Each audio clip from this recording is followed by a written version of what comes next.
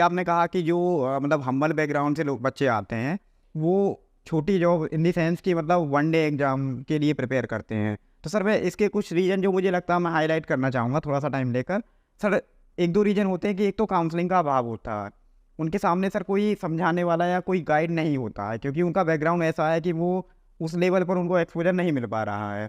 और दूसरा सर होता है कि जो फाइनेंशियल अर्जेंसी होती है, एक अर्ज होती है सर कि जैसे ही आपकी बेसिक एजुकेशन 10th या 12th कंप्लीट हुई, तो आपकी एक नेचुरल नीड होती है कि अब परिवार का बोझ आपके ऊपर आ गया है। तो उसको सर पूरा करने के लिए कई बार होता है कि हम वन डे एग्ज़ाम की तैयारी कर रहे हैं, जैसे पुलिस की हुई या फिर पुलिस में सिपाही हुई या एसएससी हुई, जो 12th लेवल के बाद में एग्ज़ाम होते हैं। या फिर ऐसे होता है कि किसी की वो क्वालीफाई नहीं हुआ तो लोग प्राइवेट जॉब करने लगते हैं।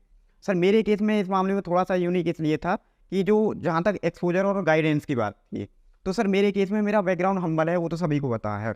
लेकिन ये जो एक्सपोज़र और जो गाइडेंस जो मुझे मिली थी, उसमें सर बहुत बड़ा योगदान उन लोगों का है जिनका मतलब मेरा सौभाग्य है कि ऐसे लोग मुझे मिले। मेरी स्कूलिंग टाइम में मैं जो मेरे प्रिंसिपल थे कक्षा 8 तक, उन्होंने मुझे हमेशा गाइड किया। मेरे मामा जी हैं जिन्होंने हमेशा मेरा सहयोग किया, फाइनेंशियली भी और एज़ ए गाइड और मोटिवेटर भी। इसके बाद में सर जब मैं कक्षा 9 से नवोदय विद्यालय में मेरा चयन हुआ था, तो नवोदय विद्यालय सर मेरे जैसे ही पृष्ठभूमि के लोग जो पढ़ना चाहते हैं, जिनके अंदर पोटेंशियल है, वैसी प्रतिभाओं को निखारने का काम करता है। तो सर नवोदय विद्यालय वो पहला प्लेटफ़ॉर्म था जहाँ मुझे एक्सपोज़र मिला, जहाँ मुझे गाइडेंस मिली, वास्तविक गाइडेंस की जो चीज़ें हैं वो हैं कैसी। मतलब जो 12th के बाद में जो मैं मेरे अंदर भी यही अर्जेंसी थी, कभी-कभी आती थी कि मैं वही वन डे एग्ज़ाम कर लूँ, लेकिन जो मेरे टीचर थे उन्होंने मुझे समझाया कि यूपीएससी सिविल सर्विसेज़ करनी है, वो मुझे 6, 7, 8 में ये बातें बोलते थे। लेकिन उस टाइम तक मुझे नहीं पता था कि ये है क्या चीज़।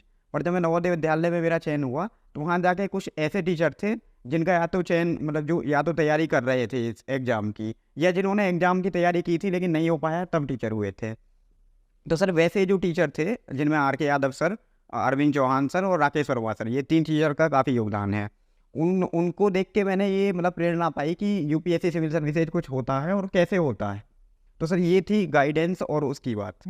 और फिर सर जो फाइनेंशियल अर्जेंसी की बात मैं जो बोल रहा था कि 12th करने के बाद में एक अर्जेंसी होती है कि हमको जॉब करनी है, फैमिली को सपोर्ट करना है। तो मेरे केस में भी वो नेचुरल था सर, क्योंकि मेरा बैकग्राउंड ऐसा नहीं था कि मैं बहुत ज़्यादा सस्टेन कर पाऊँ। तो मेरे माता-पिता या मेरे परिवार वाले जो भी थे, उन सबका यही कहना था कि आप 12th के बाद में कोई जॉब कर लीजिए। तो सर इसके लिए मतलब ये अभी तक बहुत ज़्यादा जगह नहीं पता, मैं हाइलाइट करना चाहूँगा कि मैंने भी sir X group, Y group करके एक जॉब होती है एयर फ़ोर्स में, मैंने भी उसके लिए अप्लाई किया था। पर सर मैं अंदर से मतलब बेचैन था, मेरा गोल कहीं न कहीं मेरा जो मन था वो सेट था कि मुझे यूपीएससी सिविल सर्विसेज करनी है। तो मैंने फ़ॉर्म तो अप्लाई कर दिया घरवालों के कहने से भी, और कुछ मेरे भी अंदर कन्फ्यूजन था कि मुझे ये करना है या आगे तैयारी करनी है। तो फ़ॉर्म अप्लाई करने के बाद में मैं अपने को समझा नहीं पा रहा था कि मैं ये एग्ज़ाम दूँ। तो मैंने उस एग्ज़ाम की तैयारी भी नहीं की और फाइनली मैंने वो एग्ज़ाम दिया भी नहीं। मैंने घरवालों को नहीं बताया था कि मैंने एग्ज़ाम छोड़ दिया है।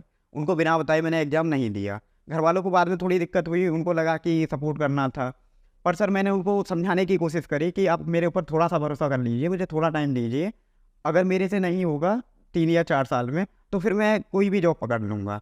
तो ये मेरा सौभाग्य था कि मेरे माता-पिता मान गए और उन्होंने कहा कि ठीक है, हम जो हार्डशिप्स अभी तक फेस कर रहे हैं, हम 1-2 साल और फेस कर लेंगे, पर आपको आगे जाके ये ना लगे कि मौका मिलता तो मैं ये कर सकता था।